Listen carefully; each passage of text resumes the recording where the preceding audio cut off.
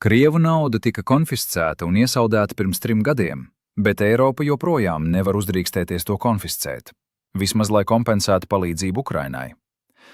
Eiropa ir ļoti baila, un tas ir pareizi. Apskatīsim šo problēmu no juridiskā skatu punkta. Daudzas komerciālas vienošanās ir noslēgtas starp Krieviju un Eiropu. Oficiāli nav karš, neviens nav paziņojis karu, un pēkšņi Eiropas Savienība sāk konfiscēt Krievijas naudu. No juridiskās sistēmas viedokļa tas ir noziegums. Tas ir pārkāpums citu cilvēku īpašuma neaizskaramības noteikumiem. Daudzi investori un depozītāri no dažādām valstīm, kuriem ir nauda un īpašums Eiropā, sapratīs, ka arī viņiem var tikt izturēts tāpat. Visu atņemot bez juridiskiem pamatiem, pārkāpjot noteikumus un likumus.